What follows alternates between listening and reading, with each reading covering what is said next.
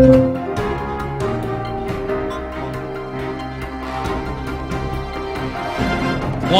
is up, Trouble Alert Nation? I'm your host, Killer Keemstar. Let's get right into the news. We have on the line Jake Paul. Jake, thanks for coming on the show. Yeah, thank you for having me, man. Make sure you check out Jake's channel. I want to talk to you today. Oh, go ahead. I was gonna say always plug. No, but I kind of wanted to start it off just by saying, like, I really respect your channel and, like, the entertainment value that you bring to YouTube. And I know, like, you're always talking about, like, the stuff we have going on here, and a lot of it isn't always, like, true or nice or fair. However, I do, like, find it funny, and I try to take it as lightheartedly as possible. But I just wanted to, like, kick it off on that note. I mean, I appreciate you saying that, but I think it's good that we have you on for an interview so we can get, your side of things. You know, I see Nick Crumpton, he tweeted out something about us getting a story wrong. I'm not sure if he was talking about us or someone else. So I think it's good to have you on. Yeah, I know there's been like a lot of kind of madness going on, on the internet lately. So multiple different situations, and you hit me up. I was like, "Yo, I respect this man. Let's jump on an interview." Okay, so let's start with the neighbors and the report from Channel 5. You know, the neighbors were saying that, you know, they're living in a war zone, that, you know, you guys are the neighbors from hell. You seem to, like, kind of rub it in the neighbor's face and just, I'm going to act crazy anyways. You know, do the neighbors have a legitimate claim that, you know, living next to you is a nuisance? Dude, 100%. And I feel sorry for them. Like I said it on the news thing, it just wasn't taken seriously. But, like, I do feel sorry for them.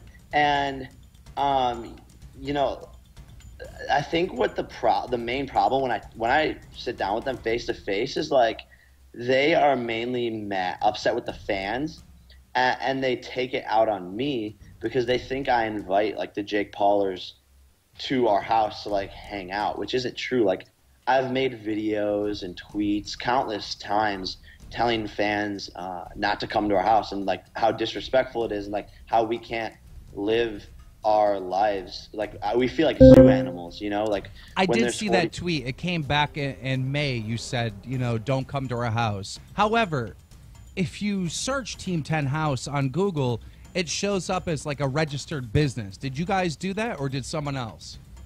No, someone else did that, and we've, like, hired teams.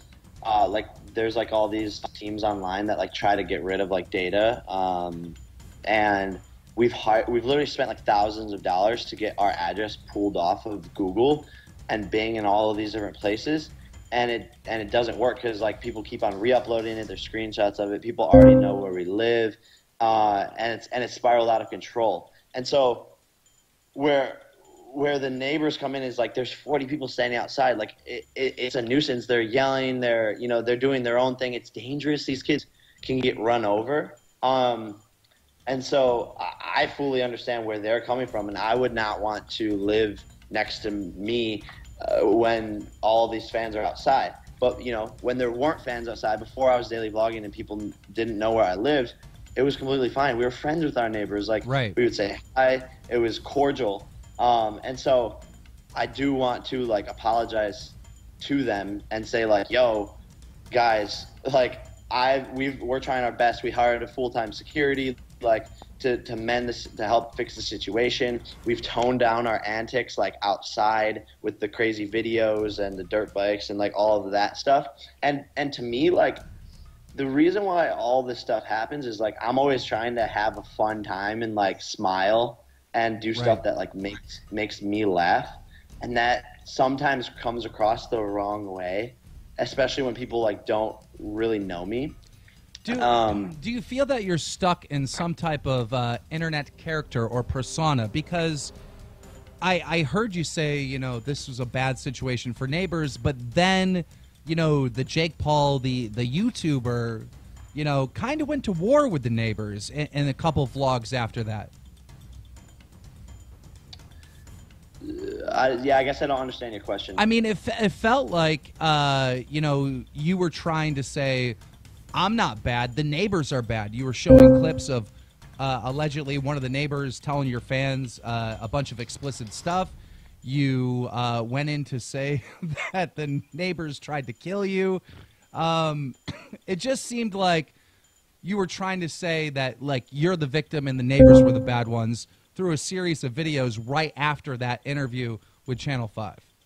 Yeah, I think that was my initial reaction to the whole situation, because there was like so many people coming at me. And so I was like, you know, I think that's everyone's initial reaction, is to like play that card. But the truth of the matter, I'm not saying I'm a victim. I'm not saying like that they're the victim either. I think it's just a bad situation in general. There have been times where drunk neighbors come over to our house saying that they want to kill us. They're cussing at the Jake Paulers. They're honking their horns at them. They're, you know, calling the cops on us. And they're calling the fire department. They're calling city inspectors to come into our house. They're calling parking enforcement. Like, we're both at fault. I feel like in any situation, any sort of like relationship, where things go wrong is a lack of communication, and that's what we had. Like, dude, I haven't even talked to them since everything started to go quote unquote wrong, and I think that's where we need to fix that. Like, but none of them really want to talk to me, and none of them, they want to hold this grudge against me, and to me it sucks. Like, I want to mend the situation. I want to say I'm sorry to their faces. I want to apologize, and I want to fix it more so. Like, we're already working on moving. That's going to be done in like the next 3 weeks, which is the immediate fix. But like, even beyond that, even when we do move, I want to say, like, dude, I'm so sorry for that, you know, that couple months of madness. Right. And it sucks for both of us. So I think we're both victims. So obviously, Jake, you don't want people at your house anymore. You don't want people there. You don't want the zoo. You're saying you don't want to annoy your neighbors anymore. This just brings up the Post Malone situation. Didn't you put him in the same situation by showing his house in your vlog? So I did not put anybody into any situation that they did not want to be in. You know, I filmed this segment for my vlog. I'm sure people have seen it. You know, go to deliver Post Malone the merch that he bought from my website. And I was like, I told my friends, like, off camera, like, yo, if we go there and he's like, yo, I hate this kid, like, don't film me, I can't put any of this in here. But when we got to his door, he was nice, super cordial. I was like, dude, can I vlog this? And he was like, yeah, go for it. Right, but I mean, you had to have known that Post Malone didn't know that you were filming, like, his house, like his whole house, his cars, the license plates. I was under the understanding that, like, he would assume so, which is like, obviously when people assume stuff, that, you know, makes an ass of you and me, right? Right, so, but you do see, like, his good friend Ethan, H3H3's point where, like, you basically dox the guy, you know? You know, Here's the thing, sorry to interrupt, but, like, when there's, like, when he was given permission to do it, I was like, dude, okay, this is great. And we did as much blurring as possible. And, like, none of the addresses are in there. Like, there's no way that someone could find it. And even now, like, the video is just completely blurred. Like, the second I found out that he or Ethan was even upset about that, I went back and I blurred the whole entire thing, because I realized, I was like, damn, I messed up. And if I could have cut the whole section out of my vlog, I would have. But, like, the YouTube video editor, it doesn't let you after a certain amount of time. Yeah. Right. And so,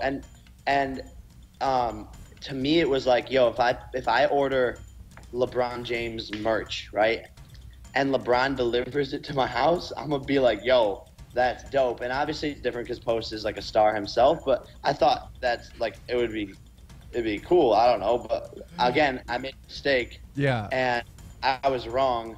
and obviously he didn't want that. But you know, I talked to Post, and Post is a really, really nice guy. So if you would have asked him 100 different ways, is it okay if we vlog? He would have said yes. You know what I mean? And I don't think Post is really that mad, because he's not the guy that, you know, it would be mad or be upset.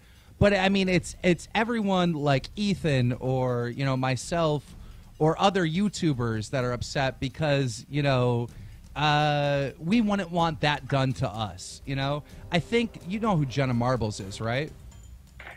Yeah. She made this tweet, and she said, "This is the most horrible, self-serving, illegal, and manipulative invasion of privacy I have ever seen." I mean, that was strong coming from Jenna Marbles. Is that about going to Post Malone's house? Yeah. Got it. Yeah, no, and that's why, dude, I made a mistake. Like, obviously, the problem now is, like, and I'm not using this as an excuse, but I'm 20 years old. I'm currently getting the most views on YouTube as like a vlogger, and everyone's watching, and people are gonna want to criticize all the mistakes I make. And I did make a mistake, and for that, like, I'm sorry, and I'm sorry to Post, I'm sorry to Jenna, I'm sorry to Ethan, and anyone who felt like, yo, this kid is a jerk for doing this, because those aren't my intentions. Like, again, I just want to make people smile. I just want to make people laugh or be entertained or do the craziest things that no one's ever done before. And so I think with that, it's easy to make mistakes. Right. Boogie2988, I'm not sure if you're familiar with him, but he's a pretty respectable YouTuber. He made a video, not being mean at all. He's a very nice guy, but he basically said to you and your brother that you guys are growing subs so fast that now you don't just represent yourself, you represent YouTubers as a whole. So when you mess up, it makes us all look bad. Do you think there's some legitimacy in that statement? Yes, for sure. I think we are definitely expanding outside the horizon of YouTube, and that's my goal. Like, you know, like, I'm using YouTube as a vehicle to expand my career elsewhere. But yeah, when we do mess up, you know, it does shine a negative light onto YouTube as a community. But then that just makes me think, like, us YouTubers, like, we're a community. We know how special we are, how special you are, how special Boogie is, how special Jenna is. I don't think we need other people's approval. Like, creators are the dopest fucking people there are, dude. Like, why, you know, do we care? It's a good sales pitch. I think I'm sold. I mean, you're right. You're right. We don't need outside approval. I totally get that. But I have sarcasm with that. Like, honestly. But, no. I actually think that's an empowering statement. But some of these YouTubers feel embarrassed.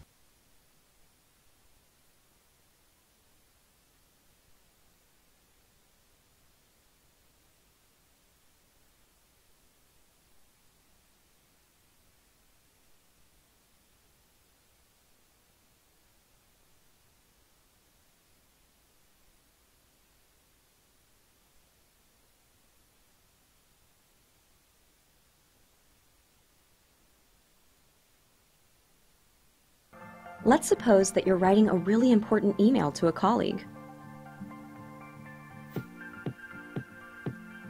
or a post on Facebook that all your friends will see, or a paper for your English class that you just have to get an A on.